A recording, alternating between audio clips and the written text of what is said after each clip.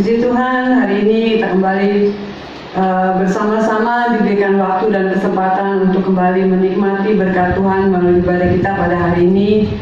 Mari kita mau siapkan hati kita dan pikiran kita mau masuk dalam ibadah kita pada hari ini. Biarlah setiap kita mau percaya bahwa rencana Tuhan itu indah dalam hidup kita. Apapun masalah dan pergumulan yang kita hadapi, kita mau tetap percaya bahwa Tuhan punya rencana dalam kehidupan kita masing-masing. Rencananya yang indah dan pertolongannya yang tidak akan pernah terlambat bagi setiap kita. Amin. Mari kita mau siapkan, kita mau menaikkan pujian Indah Rencanamu Tuhan.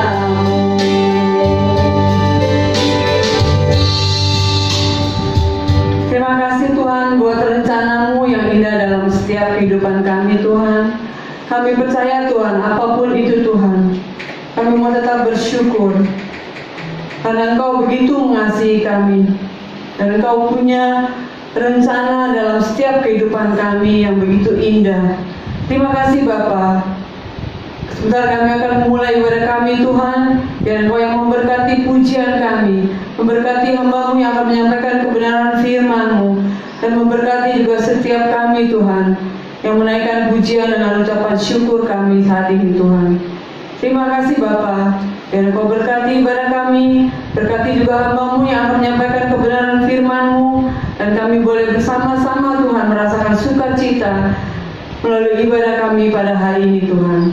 Terima kasih Bapa, dan kami percaya kemenangan yang Kau sediakan bagi setiap kami. Di dalam nama Tuhan Yesus kami berdoa dan kami mengucap syukur. Haleluya. Amin. Shalom. Selamat pagi semuanya. Puji Tuhan. Kalau Tuhan punya rencana yang indah dalam kehidupan kita, biar kita mau tetap menaikkan syukur kita. Kita menaikkan segala puji syukur hanya bagi Tuhan.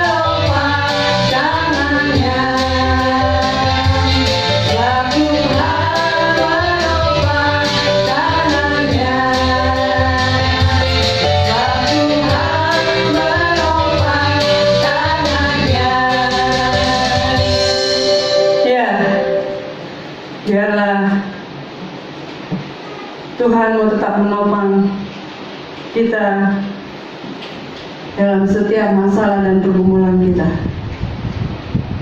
karena kita adalah anak-anak Tuhan yang boleh berkenan kepadanya. Dan kita mau berbahagia, kita mau yakin teguh bahwa firman-Nya iya dan amin. Mari kita mau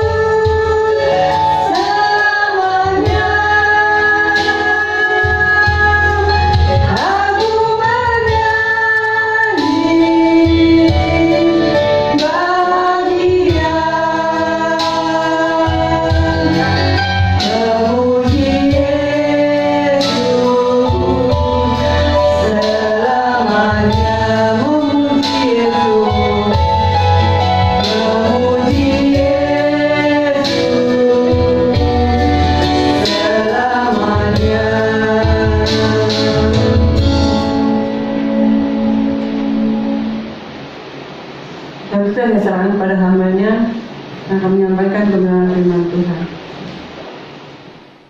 Ya, shalom, selamat pagi dimanapun saudara berada. Sebelum kita mendengarkan firman Tuhan, mari kita berdoa lebih dulu. Tuhan Yesus, terima kasih untuk pagi hari ini, kapanpun dan dimanapun kami mendengarkan firman Tuhan, biarlah ini menjadi kekuatan, pelajaran hidup bagi kami semua ya Tuhan. Sehingga kami tidak hanya sebagai pendengar, tapi kami juga mau menjadi pelaku firman yang baik ya Tuhan. Kau juga tolong hamba-Mu ya Tuhan, bukan hanya sekedar berkhotbah saja, tetapi juga bisa melakukan apa yang dikhotbahkan. Kau pakai hamba-Mu ini Tuhan, dari segala keterbatasan yang dimilikinya, sehingga nama-Mu dimuliakan dimanapun kami berada. Biar Roh Kudus menyertai kami dimanapun kami berada ya Tuhan Yesus. Terima kasih ya Bapa, kami siap mendengarkan firman-Mu. Di dalam nama Yesus kami bisa berdoa. Amin. Ya, sekali lagi shalom semuanya. Shalom, selamat pagi, siang, sore, ataupun malam, kapanpun saudara mendengarkan firman Tuhan di minggu ini. Saudara, di setiap hari ya, sebelumnya saya mau mengajak saudara tuh untuk berpikir sejenak gitu ya. Di setiap harinya kita itu membuat banyak keputusan, gitu ya.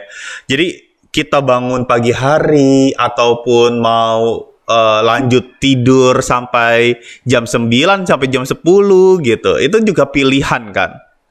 Kalau bagi anak sekolah, kalau mungkin di sini ada anak EYT ya, atau mungkin Bapak Ibu Saudara yang memiliki anak seusia yang pokoknya yang udah sekolah lah ya gitu. Mungkin saudara juga berpikir gini ya, waduh, ini anak untuk bisa bangun pagi aja itu kan suatu keputusan ya. Karena saya ngajar, kemudian masih ada aja murid-murid saya gitu ya, yang kayaknya males gitu bangun pagi. Jadi walaupun online seperti ini masih aja ada yang telat gitu loh saudara. Jadi untuk datang ke sekolah telat atau tidak itu juga suatu keputusan. Kita sebagai orang dewasa pun bekerja ataupun istirahat di rumah atau mau ngapain itu juga keputusan kita. Jadi maksud saya saudara, sebelum kita masuk ke dalam firman Tuhan, saya ingin saudara sama-sama kita tuh merenungkan satu hal. Setiap hari, kita pasti mengambil banyak keputusan. Saya nggak tahu sih, saya nggak pernah menghitungnya. Mungkin 20 ada lebih bahkan gitu ya. Bangun apa enggak ya pagi ini gitu. Atau olahraga atau enggak ya. Itu pergumulan saya setiap hari saudara. Olahraga atau enggak ya gitu ya. Push up atau enggak ya hari ini ya? Apa tidur-tiduran aja nih ya gitu. Cuaca lagi waktu lagi saya syuting seperti ini lagi mau mendung gitu ya, lagi mau hujan gitu saudara. Syuting apa enggak ya? Itu kan juga keputusan ya. Jadi tanpa disadari itu setiap harinya kita membuat banyak keputusan. Entah itu keputusan yang mempengaruhi banget tentang masa depan kita ataupun yang tidak gitu saudara. Bahkan jika di dalam situasi tertentu pun kalau kita lagi marah sama seseorang, kemudian kita pukul atau memaki kembali orang tersebut, itu keputusan kita saudara. Itu keputusan kita. Bales nggak ya? Gitu. Aduh diserempet nih sama mobil. Serempet balik nggak ya? Gitu ya. Kalau zaman dulu ya saya di pepet gitu ya sama Mikrolet atau Metro Mini ya saya pepet lagi, padahal saya naik motor gitu ya, bahkan saya gedor-gedor gitu ya. Puji Tuhannya, selalu saya mengatakan ini, puji Tuhannya tuh saya nggak pernah diajak berantem sama si supirnya, karena kalau diajak berantem kemungkinan besar ya saya akan kalah gitu ya. Badan boleh gede, tapi kan mereka tenaga jauh lebih kuat gitu kan dibanding dengan saya. Nah saudara, jadi dalam situasi tertentu pun kita mau menahan amarah gitu ya, atau meledak-ledakannya, itu pun keputusan kita, saudara. Itu keputusan kita. Nah, jadi balik lagi, setiap hari kita mengambil banyak keputusan. Ya, nonton drakor atau nonton yang lain ya, gitu kan ya. Baca firman Tuhan atau nonton drakor. Nah, itu dia. Mungkin ya, saudara di rumah ada yang seperti itu. Atau nonton film yang lain apa baca firman Tuhan ya? Ya, nonton gitu kan. Kebanyakan. Ya kan bisa baca dulu kemudian nonton kan. Dengerin khotbah atau enggak ya gitu. Itu kan juga keputusannya saudara. Ya, jadi setiap hari. Dan saya percaya bahwa Tuhan memberikan kita kehendak bebas di dalam hal ini. Ya, jadi nggak semuanya tuh diatur begitu rupa, tetapi ada bagiannya kita sebagai manusia karena kita diciptakan bukan sebagai robot, tetapi sebagai makhluk yang memiliki roh dan tubuh fisik seperti ini ya. Bagian yang terlihat maupun yang tidak terlihat, itu yang saya maksud. Dan kita boleh mengambil banyak keputusan, mau makan A atau mau makan B ya.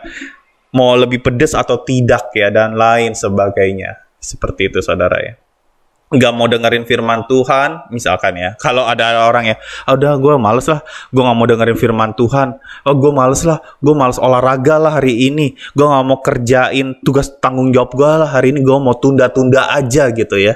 Ya saudara, sebenarnya juga nggak masalah sih kalau kita mau memilih seperti itu. Tetapi tentu kualitas kita berbeda dengan orang lain yang mengambil keputusan sesuai dengan kehendak firman Tuhan. Pasti kualitasnya akan berbeda gitu ya. Kualitas kita dengan orang tersebut pasti akan berbeda. Ya. Dan itu sangat mempengaruhi keseharian lifestyle kita, gaya hidup kita di dalam sehari-hari. Nah, untuk itu saya mau kita sama-sama belajar tentang hal ini saudara ya. Supaya kita tuh bisa mengambil keputusan, tetapi tidak sekedar asal mengambil keputusan, tetapi memakai hikmat. Memakai hikmat yang memang Tuhan sudah berikan kepada kita. Untuk itu saya beri judul hari ini khotbahnya Keputusan dan Hikmat. Keputusan dan Hikmat. Mari kita lihat dari Matius 7 ayat 24 sampai ke 27. Matius 7 ayat 24 sampai 27 saya bacakan ya saudara ya. Saudara bisa sambil simak. Setiap orang yang mendengar perkataanku ini dan melakukannya, ia sama dengan orang yang bijaksana yang mendirikan rumahnya di atas batu.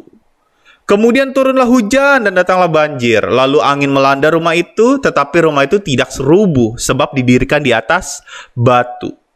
Tetapi setiap orang yang mendengar perkataanku ini dan tidak melakukannya, ia sama dengan orang yang bodoh yang mendirikan rumahnya di atas pasir. Kemudian turunlah hujan, datanglah banjir, lalu angin melanda rumah itu sehingga rubuhlah rumah itu dan hebatlah kerusakannya. Hebatlah kerusakannya. Ya saudara, ini perumpamaan dua macam dasar dan saya percaya saudara, dari perumpamaan ini kita tuh bisa mengambil pelajaran hidup yang banyak saudara ya. Kita bisa dari tema khotbah A, B ataupun C, kita bisa mengambil intisarinya gitu ya di dalam dalam pandangan yang berbeda. Nah, hari ini saudara, saya ingin jelaskan lebih dulu mengenai ayat tersebut lewat konteksnya. Kalau kita lihat dari teksnya, ini jelas bahwa kalau orang yang bijaksana itu orang yang tidak hanya sekedar mendengar firman Tuhan tetapi juga melakukannya. Setuju ya saudara ya? Tapi kalau orang yang bodoh adalah orang yang mendengar saja tetapi tidak melakukannya. Dia dengerin firman Tuhan, dia mungkin datang ke gereja, dia rajin, dia sering mendengarkan firman Tuhan tetapi nggak melakukannya. Firman Tuhan dengan jelas mengatakan dia orang yang bodoh gitu. Nah, saya percaya kita di sini dituntut untuk tidak hanya sebagai pendengar, tetapi kita juga disuruh melakukan apa yang kita dengar di dalam kesehariannya. Nah, cuman saudara, saya hari ini mau mengambil pelajaran hidup yang lain. Ya, kita bisa belajar dari ayat ini dari sisi yang lain, saudara ya. Dari sisi rumahnya itu sendiri, dari bangunannya itu sendiri, saudara. Karena ini menarik sekali, saudara. Ya, ini bisa dikhotbahin untuk tema khotbah A, tema khotbah B, tema khotbah C, tentang mendengar dan melakukan firman Tuhan tentunya, tentang mengambil keputusan dan seterusnya, saudara ya. Nah, di sini sesungguhnya ya, saudara ya, kalau kita ngelihat, berenungkan kembali, saya dapat sesuatu yang lain, yaitu gini. Masa depan kita bisa diprediksi.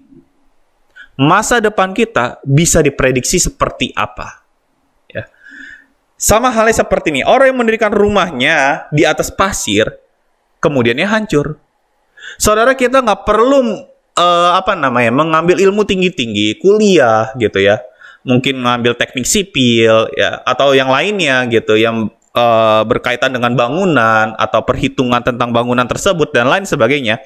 Nah, kita nggak perlu kuliah tinggi-tinggi, tetapi dengan logika saja, kalau kita mendirikan rumah di atas pasir, maka dia kemudian lebih mudah hancur jika ada badai atau hujan melanda gitu. Lebih mudah hancur kalau ada banjir.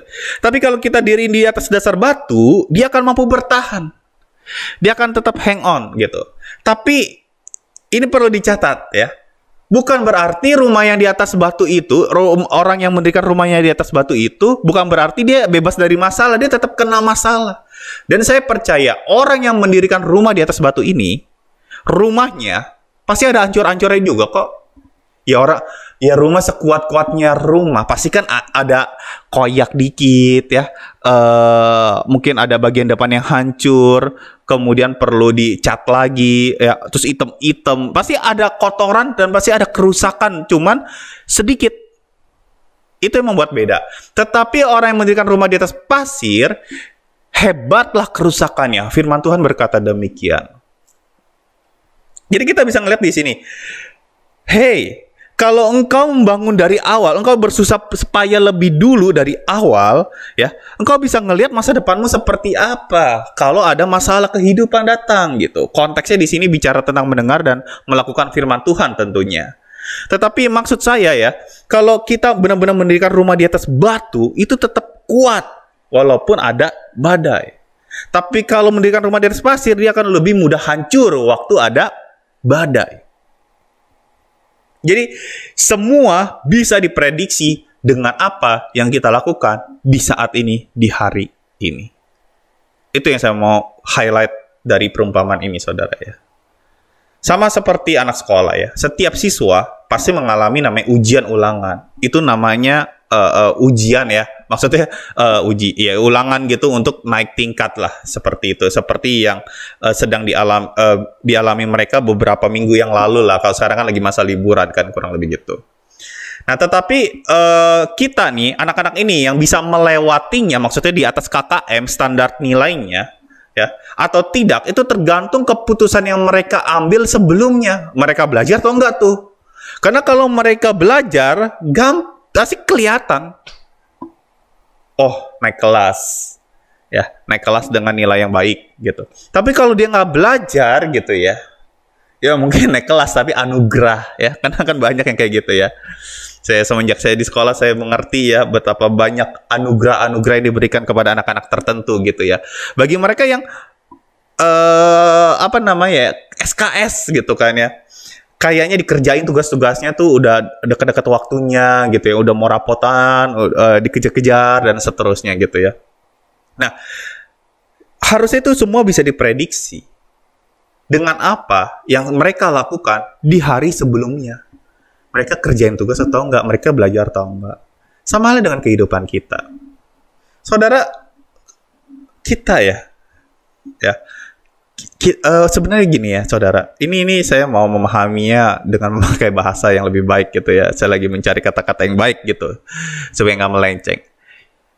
Kalau kita ya, ada orang-orang yang udah mendengarkan firman Tuhan setiap harinya, kemudian ada aja yang meninggalkan Tuhan, tidak setia kepada Tuhan, mungkin dia banyak mendirikan rumahnya itu di atas pasir, sehingga waktu ada badai kehidupan di dalam kehidupannya itu dia akhirnya hancur gitu, saudara. Karena dari awal tidak mendirikan di atas batu yang kokoh, di atas batu yang kuat. Nah, maka dari itu, saudara, kita perlu sadar apa yang kita lakukan sekarang ini. Karena apa yang kita lakukan sekarang sangat mempengaruhi masa depan kita. Apa yang kita lakukan sekarang, kita sedang menabur iman atau tidak gitu ya. Kita sedang memelihara iman kita atau tidak gitu. Itu sangat mempengaruhi masa depan kita, saudara. Di depannya nanti. Jadi kita perlu menanyakan kepada diri kita sendiri. Apakah keputusan-keputusan yang kita ambil selama ini itu membuat kita menjadi lebih baik atau tidak? Membuat masa depan kita lebih baik atau tidak? Nah, kita bisa mencernanya, saudara, dari sekarang. Jadi tanyakan setiap kali waktu saudara mungkin mau menunda tugas yang memang itu tugas tanggung jawab saudara gitu ya, ataupun tidak gitu, atau mungkin saudara rajin gitu. Jadi maksud saya gini, Segala sesuatu itu perlu dipikir panjang, ujungnya itu seperti apa. Saya percaya bahwa firman ini bukan hanya untuk saudara, ini untuk saya juga, saudara. Ya, kita tuh perlu memikir panjang. Ini ujungnya bakal apa ya? Ada sebab, ada akibat pastinya. Ya, ada asap, ada api kan, istilahnya gitu. Apakah keputusan kita di hari ini membuat masa depan kita jadi lebih baik? Sama halnya kalau kita lagi marah dengan seseorang gitu ya, kemudian kita meledak-ledak, lalu kemudian kita marah gitu ya. Amarah kita itu kalau waktu kita mengambil keputusan untuk marah, bahkan mungkin memaki orang tersebut, ya, itu membuat kita menjadi lebih baik atau tidak? Nah, itu kita perlu renungkan. Karena apa yang kita lakukan itu sangat mempengaruhi kita di kemudian hari, saudara. Karena apapun yang kita lakukan, itu sangat mempengaruhi masa depan kita. Untuk itu, saudara, di dalam membuat keputusan, kita perlu yang namanya hikmat. Makanya saya kasih judul ini keputusan dan hikmat. Keputusan tanpa hikmat, alhasil rumah, atau bangunan, atau segala sesuatu yang kita sedang bangun, dalam konteks apapun juga, itu bisa aja hancur. Mungkin karir, mungkin pekerjaan, atau mungkin usaha yang saudara sedang rintis. Itu mudah hancur kalau kita mengambil keputusan dengan tidak bijaksana. So, pertanyaannya sekarang adalah bagaimana kita bisa mendapatkan hikmat tersebut? Paling nggak saya ingin ngajak saudara untuk merenungkan 3 hal ini. Pertama, saudara, supaya kita bisa mengambil keputusan dengan bijaksana, memakai hikmat, ya. Pertama, kita buka dulu deh dari Amsal 1 ayat 20 sampai 22. Amsal 1 ayat 20 sampai 22. Saya bacain ya, saudara. Dengarlah, hikmat memanggil di jalan-jalan dan berteriak di lapangan-lapangan. Ia berseru di pintu-pintu gerbang dan di tempat-tempat yang ramai. Hai orang-orang bebal, sampai kapan mau tetap demikian? Kapan tiba waktunya kamu berhenti meremehkan pengetahuan dan menolak pelajaran? Sampai situ saja, saudara. Jadi inti dari Amsal 1, saudara, banyak sekali ya. Amsal ini dari Amsal 1 sampai Amsal 5 kalau nggak salah ya, atau Amsal pasal yang lainnya. Itu kasih tahu ke kita, kasih hikmat kepada kita bahwa hikmat itu memanggil di jalan-jalan. Dengan kata lain, hikmat tuh sebenarnya ada di mana-mana. Ya, hikmat tuh ada di mana-mana sebenarnya. Masalahnya kita mau belajar atau enggak, udah itu doang. Banyak orang mungkin kesulitan ya di dalam situasi seperti ini, apalagi ini sekarang katanya harus mulai diperketat lagi ya jam-jam malam gitu, beberapa kantor juga udah mulai WFH kembali, yang tadinya udah mulai ngantor terus balik lagi WFH karena kondisi kita semakin lama semakin buruk ya, gara-gara ya ada beberapa runtut kejadian gitu. Nah, saudara, yang pertama, kalau kita mau mendapatkan hikmat, kita perlu kerendahan hati, belajar lewat apa saja. Belajar lewat apa saja. Media sekarang terlalu banyak, informasi sekarang terlalu banyak gitu ya. Sehingga kita bisa belajar lewat internet di situ. Kita bisa belajar lewat apa saja. Saudara mau, bahkan saya ya saudara ya, di masa pandemi seperti ini, saya itu tadi saya tuh bisa mengedit video ya, tetapi memakai software yang berbeda, software yang gampang lah, mudah dicerna seperti itu ya tadinya. Nah, tetapi sejak masa pandemi, berarti Maret 2020 pokoknya awal-awal pandemi lah ya, Maret April gitu, itu saya belajar sendiri loh lewat YouTube gitu, gimana cara edit video lewat memakai software yang mumpuni gitu ya, yang oke lah, namanya Adobe Premiere mungkin kalau ada yang tahu gitu. Nah, di situ saya baru belajar. Di usia saya yang berapa? 35 tahun saat itu, saya baru belajar Adobe Premiere. Sementara saya sering ngedit video dari dulu gitu. Padahal tuh Adobe Premiere mah udah lama, itu software lama, tapi saya baru belajar. Nah, artinya ya mungkin masalah waktu juga ya. Karena kan awal-awal pandemi itu kayak banyak waktu juga gitu kan. Sehingga bisa belajar. Nah, di sini saya belajar lewat YouTube aja bisa loh. Itu anak-anak yang kuliah di kafe, kuliah edit video gitu. kayak sayang juga ya kalau dipikir-pikir. Makanya ada murid saya tuh ada satu gini, kamu akhirnya jadi mau kuliah apa? Kata dia mau kuliah bisnis. Loh kenapa nggak tekunin bidang yang kamu lagi sekarang kerjakan? Dia tuh sejak dia kelas 2-3 SMA tuh dia tekuni videografi dan dia udah banyak kliennya ya, banyak banget lah, sehingga akhirnya dia bisa profesional, bisa dibilang kayak gitu ya, dapat uang dari kerjaan dia itu. Nah, dia bilang, oh kalau masalah edit video, videografi, berkaitan dengan multimedia, itu saya bisa belajar dari YouTube. Tapi saya perlu belajar bisnisnya. Gitu. Makanya mau belajar bisnis. Betul juga. Ya, makanya saya suka sharing ke dia. Dia bagus banget. Memang ada talent di situ sih. Untuk ngedit videonya. Saudara, artinya gini ya. Belajar itu sekarang bisa lewat apa saja. Internet, perpustakaan yang sangat-sangat lengkap sebenarnya. Tentu kita perlu bijaksana juga dalam memilihnya. Karena kan banyak hoax, banyak informasi yang nggak benar, dan lain sebagainya gitu. Ya, bahkan dalam mengupgrade laptop saya sendiri pun kemarin akhirnya ya saya coba-coba sendiri. Karena intinya gini ya, saya perlu membayar orang 150.000 hanya untuk mencolokkan satu hardware namanya itu RAM ya, atau memori lah, kalau saudara mungkin ada yang tahu. RAM itu atau memori itu dicolok ke laptop lagi, saya nambah gitu ya, nambah RAM. Tadinya udah 8, saya mau nambah 8 lagi, jadi total 16 gitu. Nah, untuk nyoloknya doang, itu kan perlu dibuka dulu laptopnya, cari tahu nih coloknya gimana caranya, supaya nggak salah, supaya nggak jadi malah nggak hancur gitu kan ya. Kemudian saya belajar lewat YouTube aja.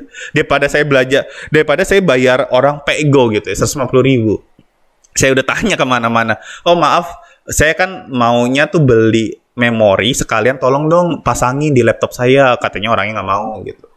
Saya cek ke Harko, ke berapa toko ya? 6 atau 7 toko gitu. Nggak ada yang mau. Nggak ada yang mau pasangin. Oh Bapak pasang sendiri aja. Kalau mau ada fee-nya lagi gitu. 150.000 sampai 100 sampai 150.000. Ya, karena pengetahuan itu mahal. Ya, waktu juga mahal. Karena kalau dia kerjain lagi kan berarti pakai waktu juga, dan itu pengetahuan juga gitu. Padahal gampang banget waktu saya nonton YouTube. Oh iya, sebenarnya saya dulu sih udah pernah upgrade sendiri, cuman kan ya nama barang baru, terus kita perlu belajar lagi gitu kan, takut ada yang berbeda.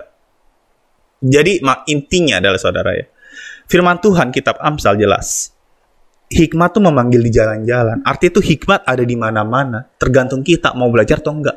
Itu doang saudara sebenarnya. Itu doang. Ya. Bahkan dari bungkus rokok aja kita bisa belajar sesuatu. Karena di bungkus rokok ada nasihat-nasihat tertentu. Itu hikmat. Merokok menyebabkan kematian. Hikmat itu. Artinya ya lo jangan ngerokok. Kan kayak gitu ya.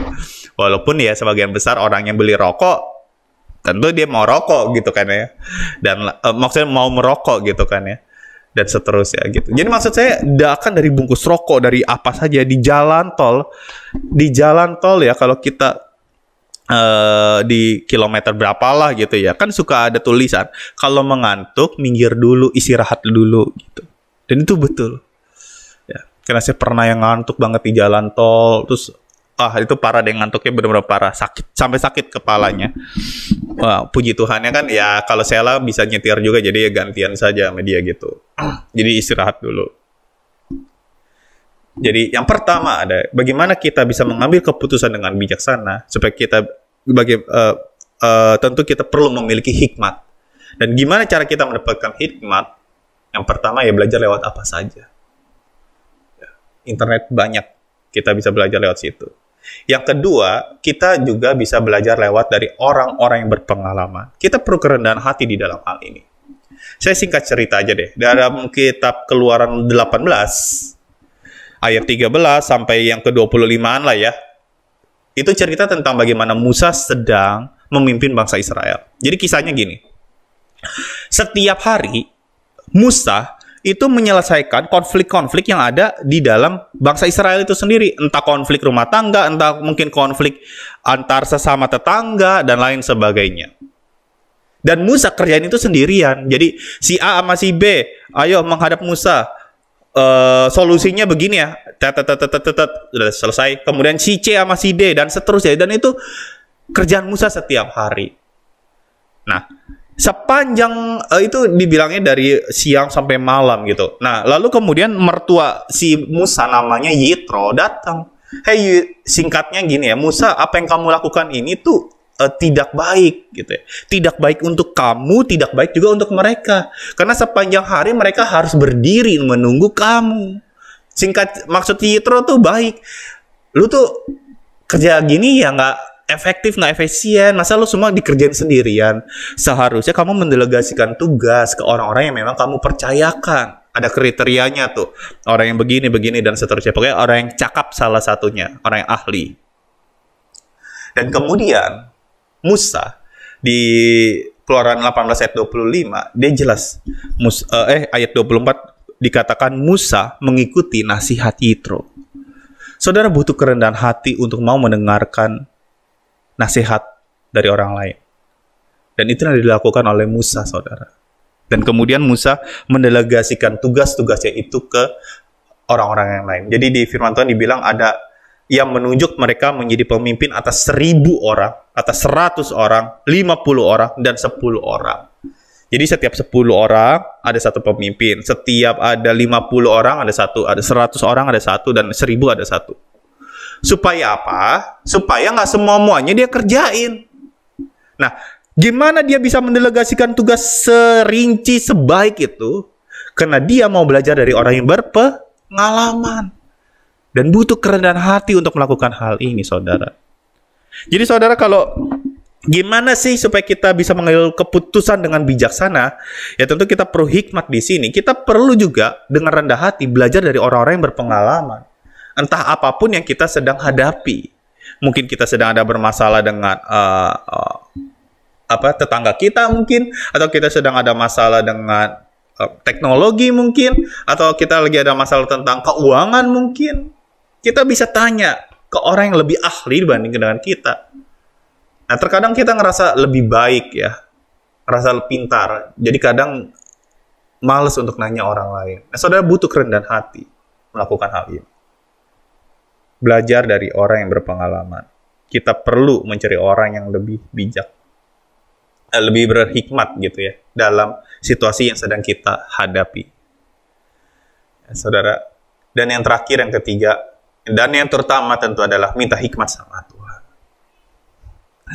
Kita udah belajar dari sekeliling kita belajar dari orang yang berpengalaman. Yang terakhir, kita minta hikmat sama Tuhan. Saudara, doa yang mungkin nggak dikabulin adalah yang minta hikmat sebenarnya. Yakobus 1 ayat 5 dikatakan demikian.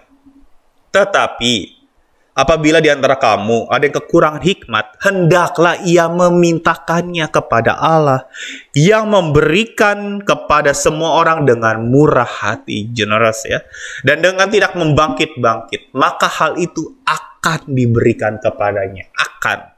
Kapan? Akannya itu terjadi saat kita mau minta hikmat. Karena firman bilang, kalau kita kurang hikmat, ya minta. Saudara, kita perlu hikmat, saudara. Tanpa Tuhan kita tuh seperti orang bodoh yang membangun di atas pasir. Ya. Matius 7 ayat 26 kan tadi dikatakan, tetapi setiap orang yang mendengar perkataanku dan tidak melakukannya, ia sama dengan orang yang bodoh yang mendirikan rumahnya di atas pasir. Apalagi kalau melakukan tidak melakukan keduanya ya, nggak dengerin, nggak ngelakuin juga gitu ya, itu bodoh kuadrat itu namanya. Kita perlu minta hikmat sama Tuhan supaya kita nggak bodoh, supaya kita bisa mengambil keputusan dengan baik di dalam kehidupan kita. Amin, saudara. By the way, saudara, Salomo, orang yang paling berhikmat, raja yang paling berhikmat saja itu pernah jatuh. Kenapa? Karena ada dalam situasi tertentu dia nggak minta hikmat sama Tuhan di saat itu. Mungkin waktu dulu dia minta, Tuhan aku dari sekian banyak, pokoknya kan Tuhan bilang kamu mau minta apa? Terus Salomo minta hikmat gitu. Dan Tuhan kasih hikmat. Kemudian dia menjadi raja yang paling berhikmat. Tetapi waktu dia berhadapan dengan wanita-wanita, dia nggak minta hikmat lagi itu sama Tuhan. Karena dia pikir oke, ini cukup gitu ya. Gua rasa kalau yang urusan wanita nih nggak perlu minta hikmat lagi nih sama Tuhan. Ini urusan gua. Dan mungkin saudara, mungkin ya nafsu gua juga gitu. Karena 1000 istri loh. 700 istri resmi, 300 gundik gitu. Dan seluruhnya penyembah berhala. Disitulah kejatuhan Salomo bermula. Dia kemudian meninggalkan Tuhan. Ya, akhirnya makanya ada banyak hamba Tuhan atau banyak orang yang mungkin bacanya masih setengah-setengah, ngehnya ya Salomo meninggalkan Tuhan selamanya. Padahal enggak ya, dia sempat bertobat di usia tuanya. Kitab Pengkhotbah itu salah satu bukti. Nah saudara, yang Salomo, orang yang paling berhikmat saja, ya, dia pun pernah jatuh waktu dia nggak minta hikmat sama Tuhan di dalam mengambil keputusan. Seandainya waktu dia mengambil keputusan menikahi salah satu dari 1000 wanita penyembah berhala itu, saya percaya Tuhan akan ngomong secara langsung. Karena teknisnya, kalau zaman perjanjian lama ataupun perjanjian baru tuh mereka minta, perjanjian lama lebih terutama, mereka berdoa minta Tuhan tuh ngomong secara langsung. Kenapa? Karena belum ada Alkitab. Kita nggak perlu itu, karena kita udah ada Alkitab, ada firman Tuhan menjadi panduan kita. Tetapi zaman itu perlu sekali suara audible dari Tuhan, pimpinan dari Tuhan secara langsung, dirasakan secara langsung. Kalau dia minta hikmat saat itu, saya percaya Tuhan akan menuntun dia ke dalam yang benar gitu ya. Ya tentu nggak diizinkan untuk menikahi wanita-wanita tersebut gitu. Karena wanita itu yang justru membuat dia menjauh dari Tuhan. Seandainya dia minta hikmat. Jadi saudara, sekali lagi, bagaimana sih kita bisa mendapatkan hikmat? Yang pertama, belajar lewat apa saja. Dunia terlalu luas, kita bisa dapatkan dari internet. Kita bisa belajar dari internet. Saya nggak bisa masak, ya. Tapi semenjak pandemi ini, saya coba lewat YouTube, dan akhirnya saya bisa masak. Paling nggak sampai sebatas istri saya bilang enak. Ya kan, oke dong kalau udah kayak gitu kan. Karena kan dia bisa masak gitu. Saya nggak bisa masak. Bisa sih, sotomi, rendang, cuma yang berkaitan dengan Indomie lah ya gitu. Tapi yang pasti saudara, kalau kita mau belajar lewat apa saja, media sekarang udah banyak, kita pasti lebih berhikmat. Kedua, belajarlah dari orang yang berpengalaman. Perlu rendah hati dalam hal ini. Ketiga, minta hikmat sama Tuhan. Jangan ragu-ragu, minta hikmat sama Tuhan. Amin saudara. Masa depan kita saudara ya, apapun yang terjadi di depan sana, itu hanyalah konsekuensi atau akibat dari keputusan-keputusan kita di hari ini. Kalau kita ini sekarang nggak ngambil keputusan dengan bijak, masa depan kita hancur saudara. Karena gini, kita tuh bebas membuat keputusan. Kita bebas membuat keputusan, tetapi kita tidak bebas untuk memilih konsekuensi atau akibatnya. Saya ulangi kalimat ini ya. Masa depan hanyalah konsekuensi dari keputusan-keputusan kita di hari ini. Kita bebas membuat keputusan, tetapi kita tidak bebas memilih konsekuensinya. Nah, untuk itu saudara, mari kita bisa belajar lebih bijaksana lagi untuk mengambil keputusan dengan baik di hari ini, saat ini. Supaya apa? Masa depan kita bisa lebih baik. Amin saudara. Dan kita hidup itu lebih berhikmat lah gitu ya. Mungkin waktu lagi dalam situasi tertentu, kesulitan dan lain sebagainya, ada badai kehidupan melanda, kita bisa stay strong. Kenapa? Karena kita pernah mendirikan rumah kita di atas batu. Dengan hikmat konteksnya. Dari dari firman Tuhan yang sedang saya bawakan hari ini. Amin. Mari kita berdoa saudara. Tuhan Yesus, terima kasih untuk hari ini. Biarlah firman ini menjadi kekuatan bagi kami semua dimanapun kami berada. Biarlah kami juga menjadi pribadi yang lebih berhikmat lagi ya Tuhan. Sehingga di dalam keseharian kami, di dalam mengambil keputusan kami bisa lebih bijaksana lagi ya Tuhan. Kau tolong kami ya Tuhan, supaya kami mau belajar lewat apa saja. Dan kami mau belajar dari orang-orang yang mungkin lebih ahli, lebih berpengalaman, lebih berhikmat dibanding dengan kami ya Tuhan. Berikanlah kami kerendahan hati untuk bisa melakukannya ya Tuhan. Dan yang terakhir, tolong ya Tuhan, ingatkan kami untuk bisa meminta hikmat kepada Engkau di saat kami kekurangan hikmat di dalam situasi-situasi tertentu ya Tuhan. Kau tolong kami ya Tuhan, tuntun kami ya Tuhan, sehingga setiap keputusan yang kami ambil hari ini bisa membuat masa depan kami jauh lebih baik ya Tuhan. Terima kasih ya Bapak. Firman ini berhenti, tetapi biarlah Roh Kudus terus bekerja di dalam hidup kami dimanapun kami berada. Terima kasih Tuhan Yesus, kemuliaan hanya bagimu saja di tempat yang maha tinggi. Di dalam nama Yesus Kristus kami sudah berdoa dan kami sungguh mengucap syukur. Yang percaya katakan, amin. Tuhan Yesus memberkati. Puji Tuhan kalau kita sudah diberkati oleh kebenaran firman Tuhan. Bagi Bapak Ibu Saudara yang memberikan persembahan, bisa memberikannya melalui transfer seperti yang tertera di layar sebelah kanan, dan Bapak Ibu Saudara bisa memberikannya dengan sukacita. Terima kasih untuk persembahannya. Tuhan Yesus memberkati. Sebelum kita akan mendengarkan doa syafaat dan doa berkat yang akan disampaikan oleh Ibu Gembala, mari kita menaikkan pujian kita. Ku bersyukur Bapa, ku bersyukur Tuhan.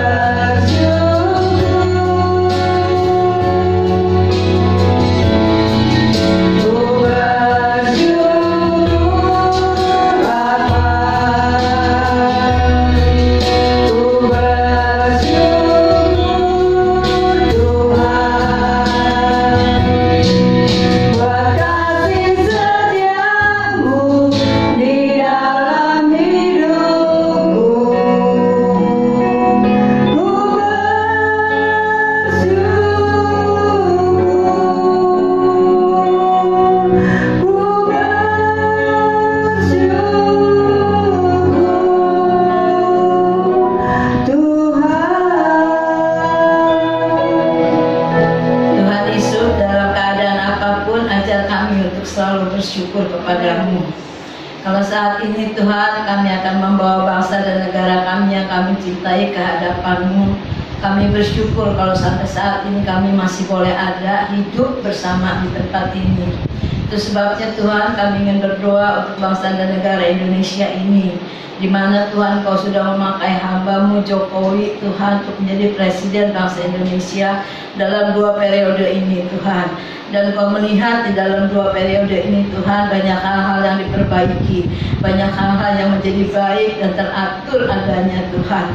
Itu sebabnya kami bersyukur kalau Kau sudah memilih Jokowi menjadi presiden kami bersama Mahfud Amin wakilnya Tuhan, sehingga mereka boleh bersatu hati, bergandengan tangan di dalam melakukan segala sesuatunya.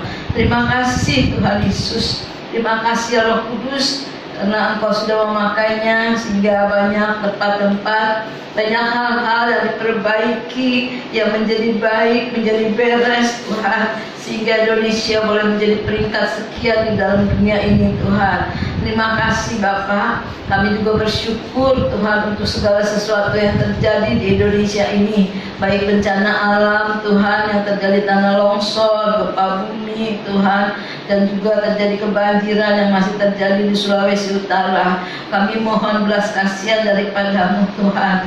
Biarlah Engkau juga menolong mereka satu persatu Tuhan, yang kena gempa, yang kena kebanjiran, kena tanah longsor. Engkau lihat mereka keadaannya Tuhan.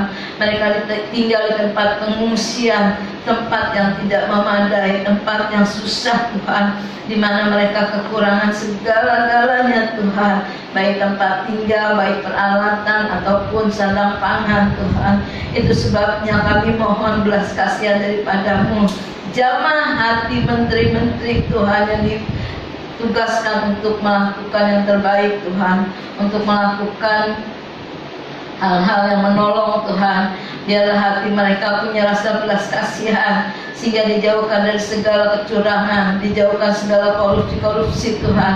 Tetapi mereka mau menolong, mau membantu Tuhan mereka yang terkena musibah ini Tuhan, sehingga apapun yang diberikan boleh sampai kepada mereka Tuhan. Terlebih para bayi Tuhan, para balita Tuhan yang membutuhkan susu. Engkau lihat mereka Tuhan, anak-anak masih balita kekurangan susu Tuhan. Mereka butuh Tuhan, itu sebabnya Tuhan berikan keadilan di dalam hati orang yang dipertanggungjawabkan Tuhan, supaya memperhatikan yang terbaik buat bayi-bayi, buat lansia Tuhan.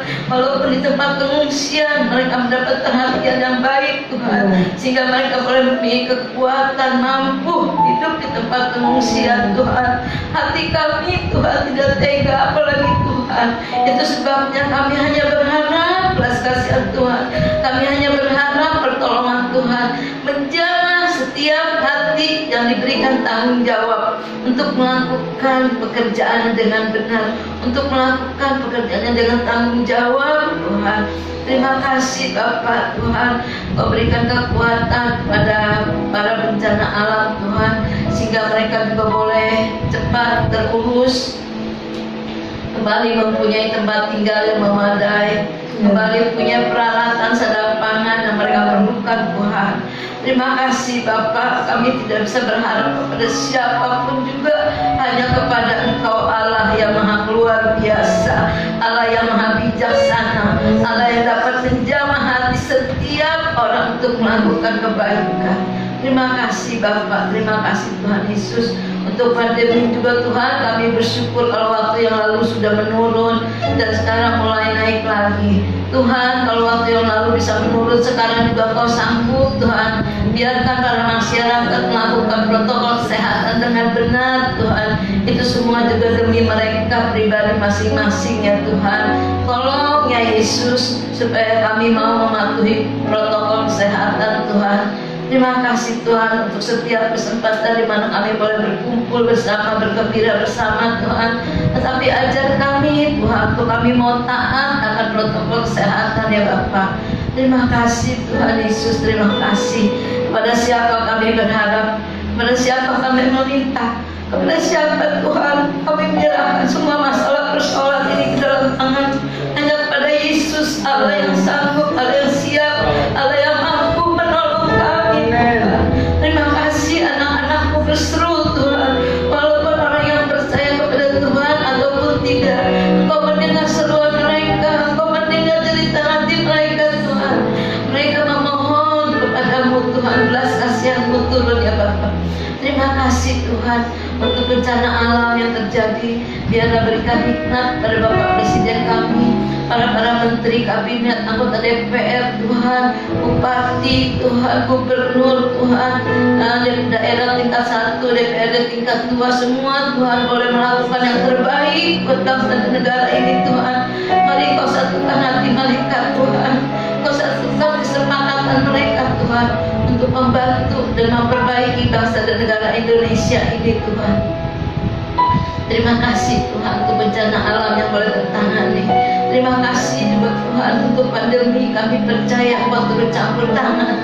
Mari Roh Kudus Kau lawat anak-anakmu yang ada di rumah sakit Tuhan. Kau lawat, Kau jamah mereka Tuhan. Karena kami percaya lawatanmu, sentuhanmu Tuhan memberikan harapan yang baru pada mereka, memberikan kekuatan kepada mereka. Karena kami percaya di dalam Kau ada pemulihan. Itu sebabnya Bapak, belas kasihan-Mu turun kepada mereka yang sedang mengalami positif Tuhan. Biarlah positif mereka Tuhan setiap hari menjadi negatif lebih banyak Tuhan daripada yang positif ya Tuhan. Karena pertolongan-Mu, dengan kuasa-Mu Tuhan, karena jamahan-Mu yang memberikan harapan dan kekuatan kepada mereka Tuhan. Di sana banyak para dokter Tuhan, di sana juga banyak para jururawat Tuhan, mungkin juga ada sukarelawan simpatisan. Mari Tuhan jamah mereka, tutup bungkus mereka dengan kuasa darah-Mu Tuhan. Di dalam melakukan tugas mereka, Engkau jauhkan segala infeksi Tuhan, sehingga dapat Kau pakai tenaga mereka, kesempatan mereka Tuhan, kekuatan mereka untuk dapat menolong, untuk dapat membantu Tuhan. Berikan kesehatan di dalam bekerja Tuhan. Terima kasih ya Bapak, terima kasih Tuhan Yesus. Terima kasih ya Roh Kudus untuk pandemi ini. Engkau melihat juga Tuhan kriminalitas di DKI ini makin merajalela Tuhan. Hal-hal yang tidak mungkin, hal-hal yang tidak wajar boleh terjadi Tuhan. Ampuni mereka Tuhan yang tangannya iseng. Ampuni mereka Tuhan yang pikirannya tidak baik Tuhan. Mari arahkan ke jalan-Mu yang benar Tuhan. Arahkan mereka untuk bertobat kepada-Mu Tuhan, sehingga bangsa Indonesia ini boleh mengalami damai, sejahtera, sukacita daripada Tuhan. Kami percaya Engkau tidak pernah meninggalkan Indonesia Tuhan, tapi biarlah kemuliaan-Mu boleh nyata di bangsa negara Indonesia ini Tuhan. Terima kasih Bapa. Dengarkan seruan kami anak-anak-Mu yang hanya berharap kepada-Mu Tuhan. Kami menyerahkan bangsa dan negara Indonesia ini hanya ke dalam tangan Tuhan Yesus, Allah yang dapat kami percaya, Allah yang dapat kami andalkan, Allah yang dapat melakukan segala sesuatu yang terbaik buat kami. Di dalam nama Tuhan Yesus, terpujilah nama-Mu Tuhan dari kekal sampai kekal. Dalam nama Yesus kami berdoa dan bersyukur. Haleluya, amin. Saudara-saudaraku yang kekasih di dalam Tuhan Yesus Kristus, pulanglah dan terimalah berkat Tuhan. Turunlah kiranya untuk saudara-saudara semua kasih karunia dan damai sejahtera dari Allah Bapa, pengampunan dan kasih sayang dari Tuhan Yesus Kristus, penghiburan, penyertaan, bahkan pimpinannya dalam kuasa Roh Kudus memimpin kita sekalian, mulai saat ini sampai Maranatha Tuhan Yesus datang yang kedua kali. Di dalam nama Tuhan Yesus kami sudah berdoa, bersyukur dan memuji nama-Mu. Haleluya. Mari kita sama-sama